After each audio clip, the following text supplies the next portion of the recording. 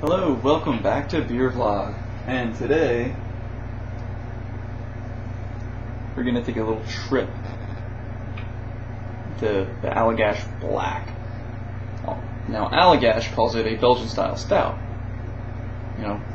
and Beer Advocate calls it a Belgian Abbey Strong Ale, Belgian dark strong ale, something like that. I'm going to call it an experiment. Very much looking forward to this. 7.5 ABVs. It's calling for large, wide open mouth glass, obviously rounded bottom. Any sort of like Krivos, I don't know, however you pronounce that. That style of glass. You don't want to stunt it. This isn't your typical stout, evidently. So you're not going to use a pint glass for this. I wouldn't care who recommends a pint glass. Don't use a pint glass. It tells you exactly what to use on the bottle. Pouring techniques, everything, you go by what they recommend. It's their beer, they're going to tell you how to feature it. Although sometimes they're wrong. I'll pour a white in a curved glass, not in a pint glass, so whatever. Pour slowly as well, so I'm going to expect this to be very interesting. Allagash, I'm very excited. This is batch number 10. 10. Batch number 10, this should be cool. I'm very excited about that. It's off. And don't make fun of me, I have trouble with corks. So, obviously I'm going to be using a rounded, wide mouth. It's perfect. Pop. Got a little smoke going on there. I don't know if you can see that. Smelling oats and chocolate. Not a lot of hops. Some coffee, some very roasted, very malty. Something really on the high end of sweetness, like a candy, or it tastes like a sugar, like it's sugary. Taste, smells. Pardon. Slowly into the glass, we shall say. Oh no! How did I do that? There we go. Even slowly, as you can see, that's getting a gigantic head. And I'm not used to pouring slowly, so I poured it on my foot. Which is, I'm fine with. But, so look at that. You can get a nice, really thick. It's extremely thick.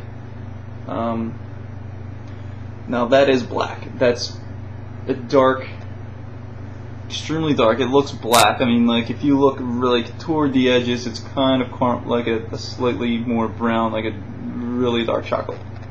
And then the head is it basically looks like a. If you ever make like a root beer float, the foam that's sitting on top, that's exactly what it looks like. So, oh wow. I'm actually smelling some of the hops on this. I'm not sure what kind of hops they're using. It smells wonderful. I can't wait to put this in my mouth. So, yeah, I just said that too. Here's to you.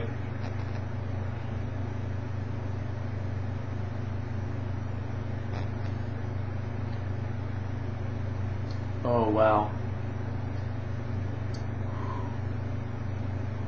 That's a smooth mouthfeel. Very creamy. Oh man. It's extremely delightful. This is a perfect dessert beer, or pretty much anytime beer if you like dark beers. It's very reminiscent of a stout. But it's very different from most of the stouts that I've had. It does have a touch of the alcohol taste on the front of your tongue. And that dissipates as it goes down. Let's see. Obviously, it's got some lacing going on. I'm not going to swirl it around and release all the, the carbonation.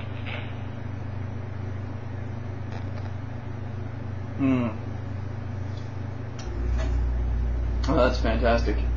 And it's just holding on. I mean, there's. The finish isn't clean, but it's smooth and it rounds out and it leaves this really pleasant very sweet, yet with a touch of tang on it on the aftertaste. I can't really describe exactly what I'm tasting. It's fabulous. Now the head's going down a little bit. It is bottle conditioned, so I might get back to you after it warms up and I'll finish this glass. I might come back and do the lees. I'm not sure if I'm going to do that. I should, to be completely honest, but since most people don't drink the lees, and I've been seeing a lot of stuff on YouTube with people pouring the lees straight in. Now you guys,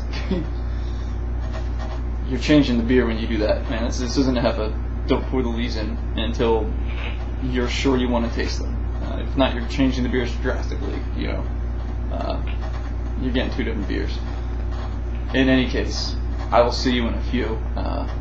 Can't wait to see this warm up. It's absolutely, it's wonderful. It's the most pleasant beer I've had in a very long time. It's just wonderful.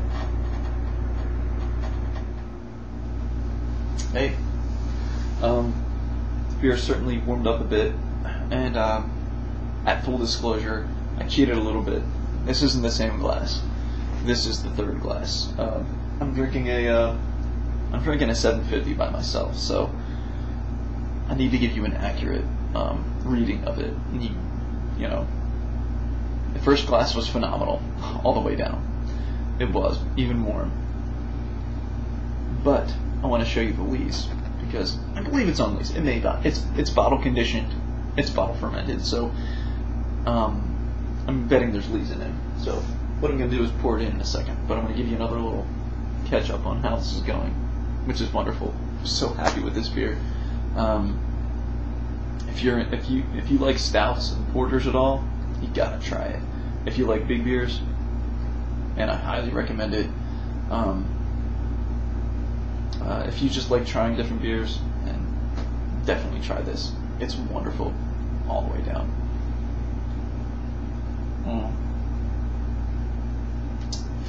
It's still smooth.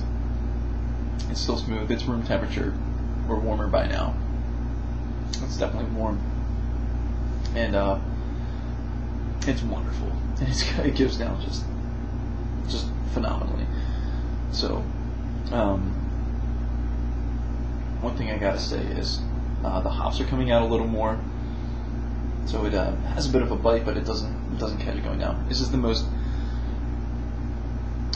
well-rounded beer that I've had in a long time, being as thick and as heavy and as complex. And I don't say complex. A lot of people are throwing out complex. No, it's complex beer, but this has a lot going on.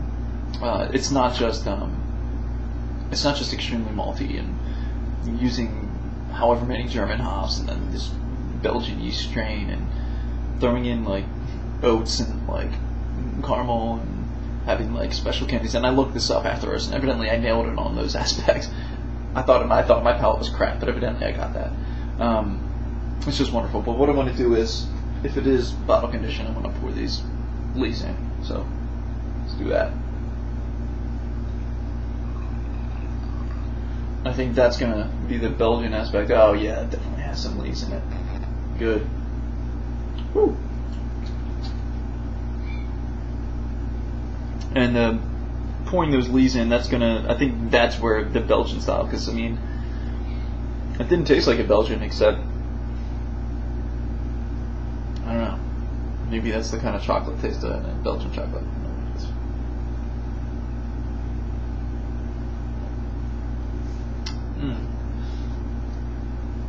Has a slight nuttiness to it, as lees generally do.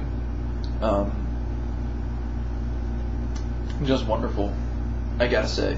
All the way down. This is probably, oh my god, what a phenomenal beer. This beer is beautiful, and it looks like they're pulling it out in batches. So if you find this beer, get it, because I have a feeling it's not going to last. You should definitely do that.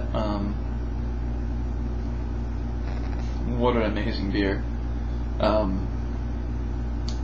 Truly enjoyable to drink, and like I can understand if you don't like it, if you're into lighter beers, or if you're into if you're looking for some hops, it might not be in there. The hops are there, It's definitely has enough hops, but it's balanced. It's a nice balanced beer. And if you're gonna have the amount of hops that this has in it, you got to balance it with, the malt, and that it does that. It's wonderful. So this gets a phenomenal rating according to my tastes. I don't know. If you don't like it, hey man. Obviously you just don't like the style. It's killer. And here's to you.